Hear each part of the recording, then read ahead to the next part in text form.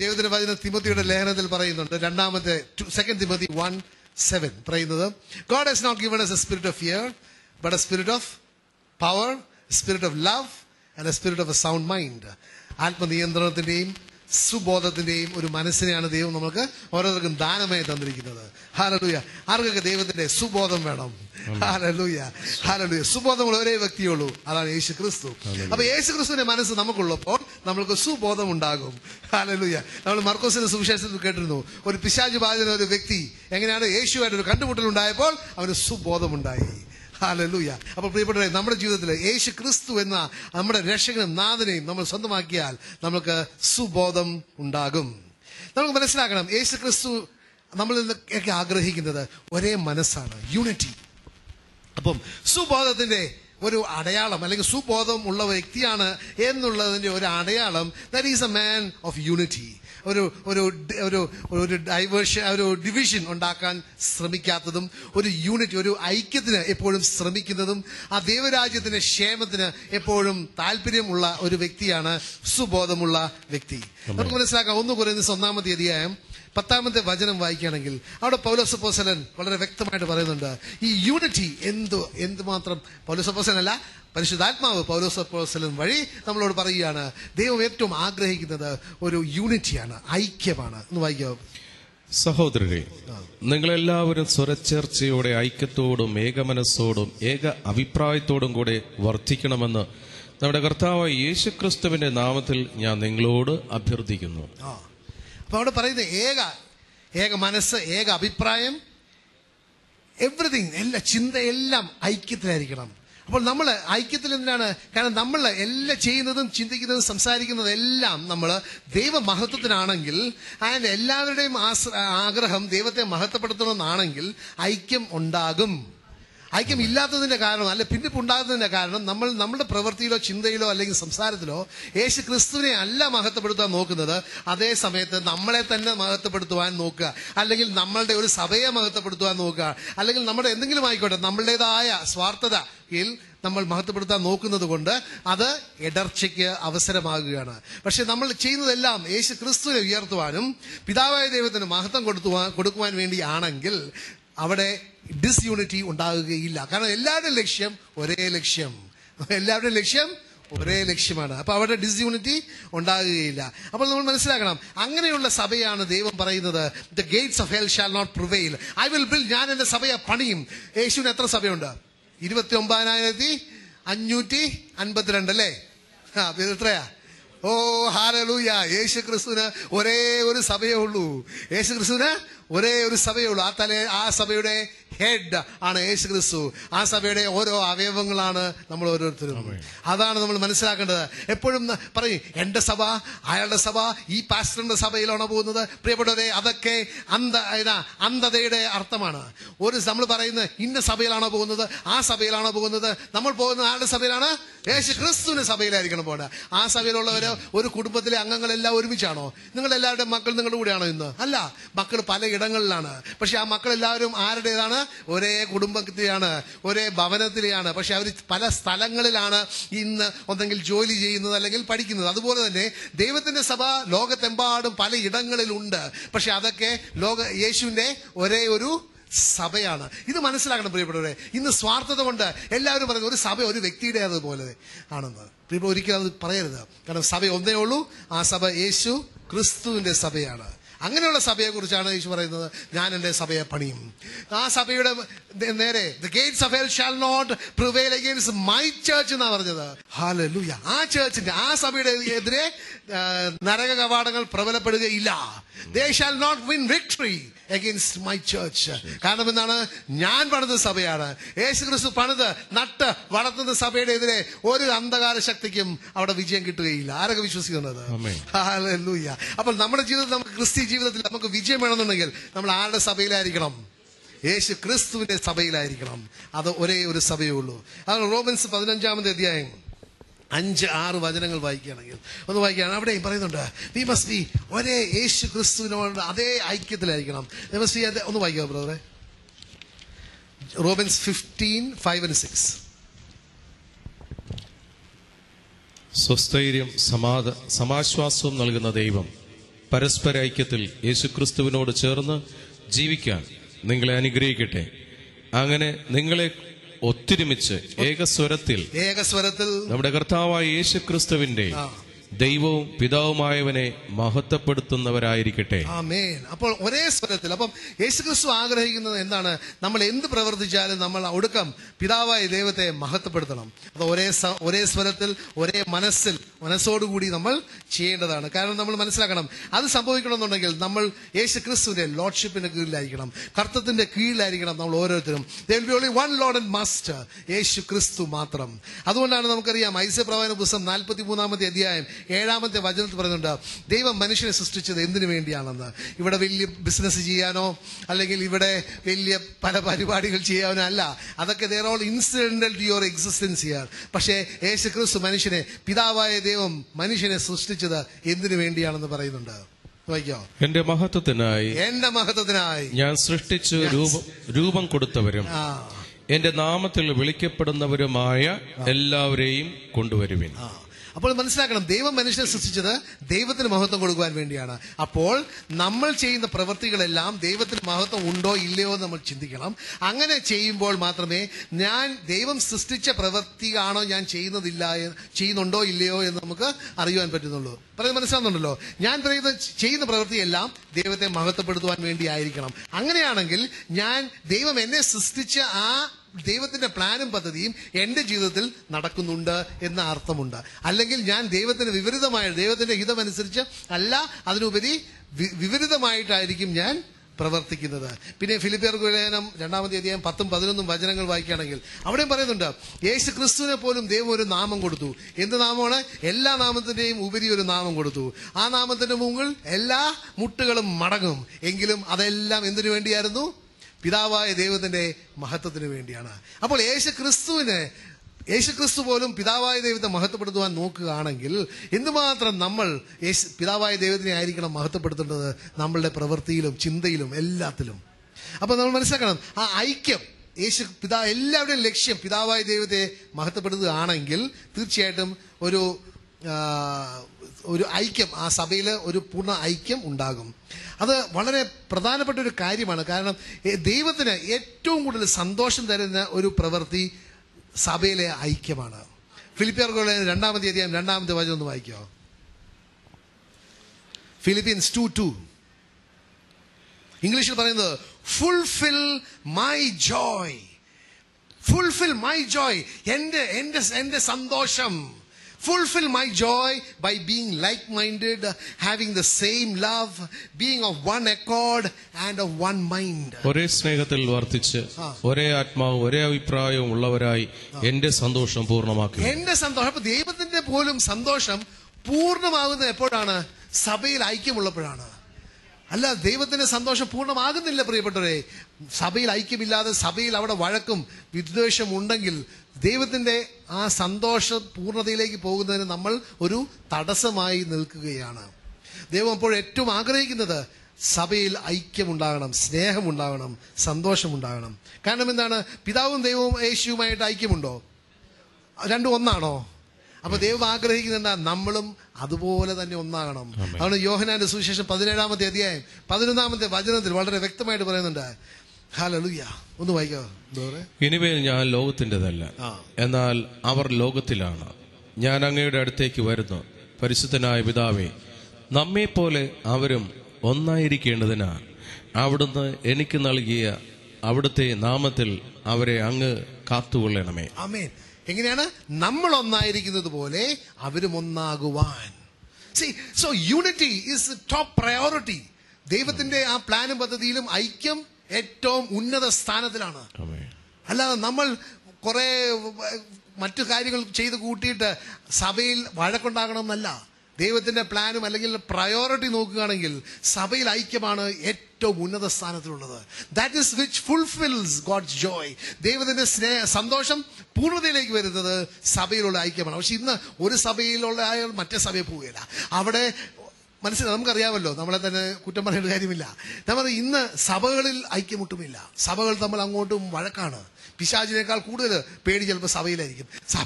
സഭയിലുള്ള ഒരു സഭയിലെ ആൾക്കാർക്ക് മറ്റേ സഭയിലെ കണ്ടുകൂടാ, അവരോട് സംസാരിക്കരുത്. അവരോട് സംസാരിച്ചുകൊണ്ടെങ്കിൽ അവരുടെ പിശാച് നമ്മുടെ വരും, നമ്മുടെ പിശാച് അങ്ങോട്ട് പോകും. ഇന്ന് എന്തെല്ലാം അന്ധവിശ്വാസത്തിലാണ്. അവരെല്ലാം യേശുവിന്റെ സഭയാണോ ഇല്ലയോ എന്ന് തന്നെ സംശയിക്കേണ്ട ഒരവസ്ഥയാണ്. പ്രിയപ്പെട്ടവരെ, ഒരേ ഒരു സഭയേ ഉള്ളൂ, അത് യേശു ക്രിസ്തുവിന്റെ സഭയാണ്. അതറിഞ്ഞിട്ടുണ്ടെങ്കിൽ ഐക്യം തീർച്ചയായിട്ടും ഉണ്ടാകും. അങ്ങനെ വരെ നമുക്കറിയാം, നമുക്ക് ഒരു ലിബറാലിറ്റി വരും നമ്മുടെ ജീവിതത്തിൽ. പിന്നെ കൊടുക്കുവാൻ പൈസ മാത്രമല്ല പ്രിയപ്പെട്ടവരെ, സ്നേഹം കൊടുക്കുവാൻ തന്നെ നമുക്ക് വളരെ ഒരു ലിബറൽ ആയിരിക്കും. എന്താ ലിബറൽ മലയാളത്തിൽ എന്താ സിസ്റ്റർ പറയാം? ഒരു ധാരാളിത്തം. സ്നേഹം കൊടുക്കുവാൻ ഒരു ധാരാളിത്തം, സഹായിക്കുവാൻ ഒരു ധാരാളിത്തം, ചിരിക്കുന്നുണ്ടല്ലോ. There is a liberality in our lives. There is a liberation from all the bondages. അതാണ് 2 കൊരിന്ത്യർ 8-ാം 1 മുതൽ 7 വരെ വായിക്കുകയാണെങ്കിൽ അവിടെ പ്രത്യേകിച്ച് പറയുന്നത് കുറച്ച് ഫൈനാൻഷ്യൽ അല്ലെങ്കിൽ സാമ്പത്തിക ഒരു ഹെൽപ്പിനെ കുറിച്ചാണ്. എങ്കിലും നമ്മൾ മനസ്സിലാക്കണം, അവിടെ ദൈവം പറയുന്നത് നമ്മൾ കൊടുക്കുമ്പോൾ there should be a liberality in our outlook. മറ്റുള്ളവരെ സ്നേഹിക്കുവാനും അവരുടെ സ്നേഹം ഉൾക്കൊള്ളുവാനും ഒക്കെ നമുക്ക് ഒരു ഓപ്പൺ മൈൻഡഡ്നെസ് വേണം. ബ്രദർ 2 കൊരിന്ത്യർ 8:9 ഒന്ന് വായിക്കാവോ? ഞങ്ങൾ നിങ്ങളോട് കൽപ്പിക്കുകയല്ല, നിങ്ങളുടെ സ്നേഹം യഥാർത്ഥമാണെന്ന് മറ്റുള്ളവരുടെ ഉത്സാഹത്തിലൂടെ തെളിയുകയാണ്. നമ്മുടെ കർത്താവായ യേശുക്രിസ്തുവിന്റെ കൃപ നിങ്ങൾക്ക് അറിയാമല്ലോ. അവൻ സമ്പന്നനായിരുന്നിട്ടും നിങ്ങളെ പ്രതി ദരിദ്രനായി, തന്റെ ദാരിദ്ര്യത്താൽ നിങ്ങൾ സമ്പന്നരാകുവാൻ വേണ്ടി തന്നെ. കാരണം അവിടെ മനസ്സിലാക്കണം, യേശുക്രിസ്തു he became poor that I might be rich. അപ്പോ എല്ലാം നമ്മൾ poor എന്ന് പറഞ്ഞാൽ ഉടനെ പൈസയെ കുറിച്ചാ ആലോചിക്കുക. പൈസ മാത്രമല്ല പ്രിയപ്പെട്ടവരെ, you can be poor in various things. നമുക്ക് നമ്മുടെ ഇല്ലായ്മയിൽ അവൻ എല്ലാം നമുക്ക് നൽകി. He is a God who can supply all my needs. അവന് മതിയായവൻ, എൻ്റെ ആവശ്യങ്ങളെല്ലാം മതിയായവനായ ദൈവമാണ് ദൈവം. അതുകൊണ്ടാണ് നമ്മൾ മനസ്സിലാക്കണം, അവൻ എൻ്റെ പാപം എടുത്തിട്ട് അവൻ്റെ എന്ത് തന്നു? എൻ്റെ പാപം അവനെ എടുത്തിട്ട് ആദ്യം ഇവിടെ നമ്മൾ വായിച്ചു കേട്ടത് എന്താണ്? അവൻ്റെ സമ്പന്നത എനിക്ക് തന്നിട്ട് എൻ്റെ ദാരിദ്ര്യം അവൻ എടുത്തു, അല്ലേ? ഹല്ലേലൂയ.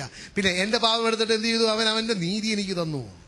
പിന്നെ എൻ്റെ ദുഃഖം എടുത്തിട്ട് അവൻ എന്ത് തന്നു? അവൻ്റെ സന്തോഷം എനിക്ക് തന്നു.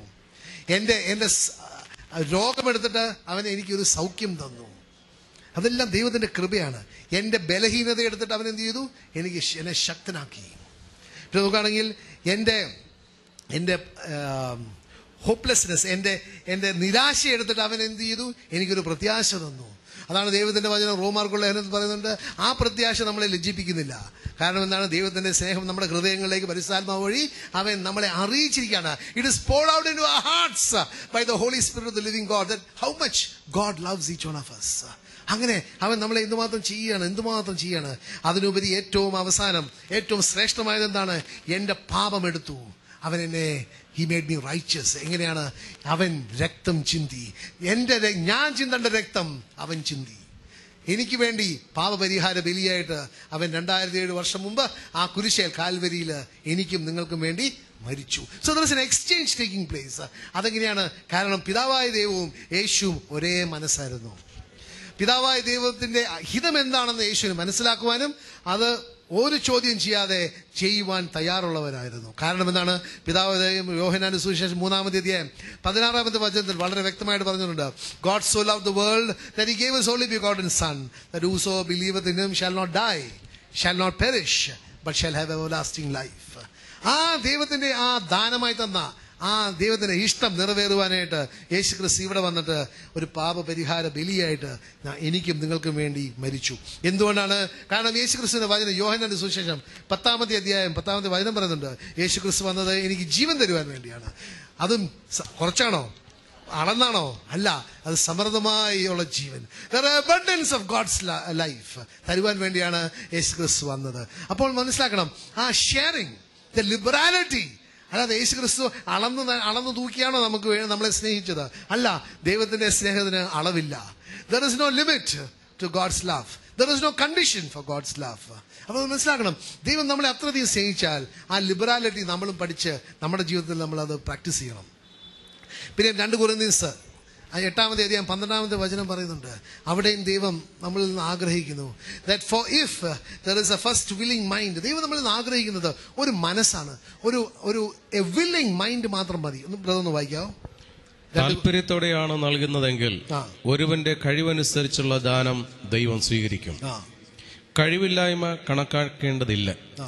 മറ്റുള്ളവർ കഷ്ടപ്പെടരുതെന്നും നിങ്ങൾ കഷ്ടപ്പെടണമെന്നും അല്ല ഞാൻ അർത്ഥമാക്കുന്നത്. അവരുടെ സമൃദ്ധിയിൽ നിന്ന് നിങ്ങളുടെ കുറവ് നികത്തപ്പെടുന്നതിന് നിങ്ങളുടെ ഇപ്പോഴത്തെ സമൃദ്ധിയിൽ നിന്ന് അവരുടെ കുറവ് നികത്തണമെന്ന് അപ്രകാരം സമസ്തമുണ്ടാകണമെന്നുമാണ്. നമ്മൾ മനസ്സിലാക്കുന്നത് ഇവിടെ there should be a sharing. ദൈവം എങ്ങനെ എന്നെ സ്നേഹിച്ചു അതുപോലെ തന്നെ എനിക്ക് എൻ്റെ അയൽക്കാരനെ സ്നേഹിക്കുവാൻ പറ്റണം. അതുപോലെ തന്നെ ദൈവം എന്നെ എങ്ങനെ കരുതി, എന്നെ എങ്ങനെ കണ്ടു, എന്നെ എങ്ങനെ കണക്കാക്കി, അതുപോലെ തന്നെ നമ്മൾ മറ്റുള്ളവരെയും കരുതാനും കണക്കാക്കുവാനും നമ്മൾക്ക് ഒരു സന്നദ്ധ ഉണ്ടാകണം. പിന്നെ നമുക്കറിയാം വേറെ കാര്യം സംഭവിക്കുന്നത്, ആ ദൈവവുമായിട്ടുള്ള ഐക്യത്തിൽ ആ ഒരേ മനസ്സാണെങ്കിൽ നമ്മൾക്ക് ഒരു സമാധാനം നമുക്ക് എക്സ്പീരിയൻസ് ചെയ്യാൻ പറ്റും. നമ്മുടെ ജീവിതത്തിൽ ഒരു സമാധാനം നമുക്ക് ഉൾക്കൊള്ളുവാൻ പറ്റും. ആണ് 2 കൊരിന്ത്യർ 13-ാമത്തെ അധ്യായം 11-ാമത്തെ വചനം പറയുന്നത്. Finally brethren farewell, become complete, B of good comfort, B of one mind, live in peace and the God of love and peace will be with you. അപ്പോൾ അവിടെ എല്ലാം പറയുന്നത് ആ കംപ്ലീറ്റ്നെസ്, ആ പൂർണ്ണത വരുന്നത് എവിടെയാണ്? ദൈവത്തിന്റെ സ്നേഹം നമ്മളിൽ ഉള്ളപ്പോഴും നമ്മളുടെ അയൽവക്കക്കാരും നമ്മുടെ സഭയിലെ അംഗങ്ങളുമായിട്ട് ഒരു ഐക്യത്തിലും സ്നേഹത്തിലും ജീവിക്കുമ്പോഴും. ഒന്ന് വായിക്കാവുന്നത്. സഹോദരരെ, സന്തോഷിക്കുവിൻ, നിങ്ങളെ തന്നെ നവീകരിക്കുവിൻ, എന്റെ ആഹ്വാനം സ്വീകരിക്കുവിൻ, ഏകമനസ്കരായിരിക്കുവിൻ, സമാധാനത്തിൽ ജീവിക്കുവിൻ, സ്നേഹത്തിന്റെയും ശാന്തിയുടെയും ദൈവം നിങ്ങളോട് കൂടെ ഉണ്ടായിരിക്കും. ആ വൺനെസ് ഇന്ന് സഭയിൽ ഇല്ലാത്തൊരു കാര്യമാണ്, യൂണിറ്റി. അതാണ് ദൈവം ഏറ്റവും കൂടുതൽ ആഗ്രഹിക്കുക. അങ്ങനെ അപ്പോഴാണ് പരിശുദ്ധാത്മന്റെ ഫലം നമ്മളുടെ ജീവിതത്തിൽ നമുക്ക് അനുഭവിക്കാൻ പറ്റുക. എന്താണ്? ലവ്, സ്നേഹം, ജോയ്, പീസ്. ഇതൊക്കെ നമ്മുടെ ജീവിതത്തിൽ അനുഭവിക്കണമെന്നുണ്ടെങ്കിൽ ആ പരിശുദ്ധാത്മാവായിരിക്കണം നമ്മളെ നയിക്കേണ്ടത്. അതിൽ റോമാക്കാരുടെ ലേഖനത്തിൽ പറയുന്നത് പരിശുദ്ധാത്മാവിനാൽ നയിക്കപ്പെടുന്നവരെല്ലാം ദൈവത്തിന്റെ മക്കളാണ്. അപ്പോൾ നമ്മൾ ദൈവത്തിന്റെ ഫലം നമ്മുടെ ജീവിതത്തിൽ മറ്റുള്ളവർക്ക് കാണാൻ പറ്റണം. ആ ഫലമാണ് സ്നേഹം, ലവ്, ജോയ്, പീസ്, പേഷ്യൻസ്. നിങ്ങൾക്ക് എല്ലാവർക്കും അറിയാം. പിന്നെ ഫിലിപ്പിയർക്കുള്ള ലേഖനം 1-ാമത്തെ അധ്യായം 27-ാമത്തെ വചനത്തിൽ വായിക്കുകയാണെങ്കിൽ അവിടെ പറയുന്നുണ്ട്, അങ്ങനെ ആ ഒരേ മനസ്സുള്ളവർക്ക്, യേശുവിന്റെ മനസ്സുള്ളവർക്ക് യേശുവിന്റെ ഒരേ ലക്ഷ്യമായിരിക്കും അവർക്കുള്ളത്. They will be of the one same mind as Jesus Christ. ഒന്ന് വായിക്കുക. Philippians 1:27-28. നിങ്ങൾ ഒരേ ആത്മാവോടും ഒരേ മനസ്സോടും കൂടി ഉറച്ചു നിന്ന് സുവിശേഷത്തിലുള്ള വിശ്വാസത്തിനു വേണ്ടി പോരാടണമെന്ന് നിങ്ങളെക്കുറിച്ച് കേൾക്കുവാൻ തക്കവിധം ക്രിസ്തുവിന്റെ സുവിശേഷത്തിന് യോഗ്യമായ രീതിയിൽ നിങ്ങൾ ജീവിക്കണമെന്ന് മാത്രം. പിന്നെ 28, നിങ്ങളുടെ എതിരാളികളിൽ നിന്നുണ്ടാകുന്ന യാതൊന്നിനെയും ഭയപ്പെടേണ്ട. ദൈവത്തിൽ നിന്നുള്ള അടയാളമാണത്. അവർക്ക് നാശത്തിന്റെയും നിങ്ങൾക്ക് രക്ഷയുടെയും. അപ്പൊ നമ്മൾ മനസ്സിലാക്കണം. ഫിലിപ്പിയർക്കുള്ള ഇംഗ്ലീഷിൽ വായിക്കാം. 1:27. Only let your conduct be worthy of the gospel of Christ, so that whether I come and see you or am absent, I may hear of your affairs, that you stand fast, must be steadfast, stand fast in one spirit, with one mind, striving together for the faith of the gospel. അപ്പോൾ നമ്മൾ മനസ്സിലാക്കണം, അവിടെ എല്ലാം യേശു ആഗ്രഹിക്കുന്നത്, ദൈവം ആഗ്രഹിക്കുന്നത് നമ്മളിൽ നിന്ന് ദൈവരാജ്യത്തിന്റെ പുരോഗമനമാണ് ദൈവം നമ്മുടെ ജീവിതത്തിൽ ആഗ്രഹിക്കുന്നത്. The advancement of the kingdom of God. അത് നമ്മളെങ്ങനെയാണ്? ദൈവത്തിന്റെ വചനത്തിലൂടെയാണ്. അതുപോലെ തന്നെ മറ്റുള്ളവരാരും and not in any way terrified by your adversaries, which is to them a proof of perdition, but to you of salvation, and that from God. അപ്പോൾ മനസ്സിലാക്കണം, ദൈവം പറയുന്നത് ഈ സുവിശേഷമാണ് നമ്മളെ രക്ഷയിലേക്ക് നയിക്കുന്നത്. അത് നമ്മൾക്ക് ഭയപ്പെടേണ്ട ആവശ്യമില്ല. ആ സുവിശേഷം നമ്മൾ ഇപ്പോഴും ദൈവത്തിന് വേണ്ടി, ദൈവരാജ്യത്തിന്റെ പുരോഗമനത്തിന് വേണ്ടി നമ്മൾ അതിന്റെ വേലയ്ക്ക് ഇറങ്ങുമ്പോൾ തീർച്ചയായിട്ടും ദൈവം നമ്മളുടെ കൂടെ ഉണ്ടാകും. റോമർക്കുള്ള ലേഖനം 1-ാമത്തെ അധ്യായം 16, 19, 17 വചനങ്ങൾ വളരെ വ്യക്തമായിട്ട് പറയുന്നുണ്ട്. ഞാൻ സുവിശേഷത്തെക്കുറിച്ച് ലജ്ജിക്കുന്നില്ല. അതിന്റെ കാരണം എന്താണ്? അത് എന്നെ രക്ഷയിലേക്ക് നയിക്കുന്ന ദൈവത്തിന്റെ ശക്തിയാണെന്നാണ് പറയുന്നത്.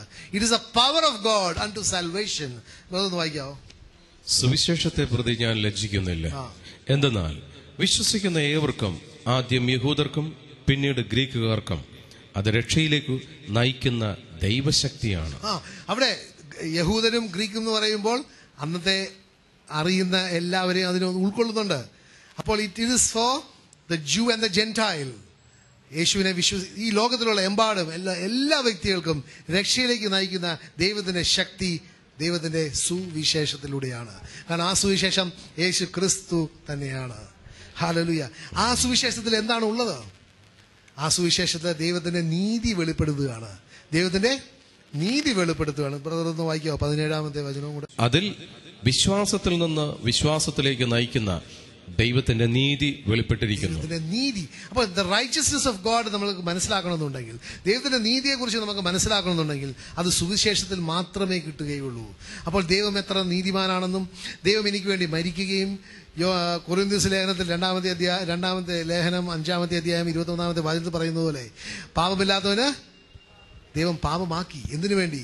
That we might become the righteousness of God in him.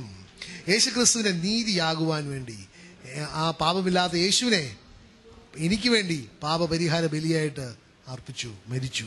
അപ്പോൾ നമ്മൾ മനസ്സിലാക്കണം, ആ സുവിശേഷമാണ് എൻ്റെ ആത്മാവിൻ്റെ ജീവൻ, ദ ലൈഫ് ലൈൻ. നമുക്കറിയാം, ഒരു ശിശു ഒരു അമ്മയുടെ ഉദരത്തിലായിരിക്കുമ്പോൾ അവിടെ ആ ശിശുവിന് കിട്ടുന്ന എല്ലാ നറിഷ്മെന്റും എന്തിലൂടെയാണ് കിട്ടുന്നത്? ആ ഉംബ്ലിക്കൽ കോഡ്, അതല്ലേ? അതിന് മലയാളത്തിൽ എന്താണെന്ന് എനിക്ക് അറിഞ്ഞുകൂടാ പറയുന്നത്. എന്തായാലും നമുക്കറിയാം, ആ ഉംബ്ലിക്കൽ കോഡിലൂടെയാണ് ആ ശിശുവിന് വേണ്ട എല്ലാ ആവശ്യങ്ങളും എല്ലാ നറിഷ്മെന്റും കിട്ടുന്നത്.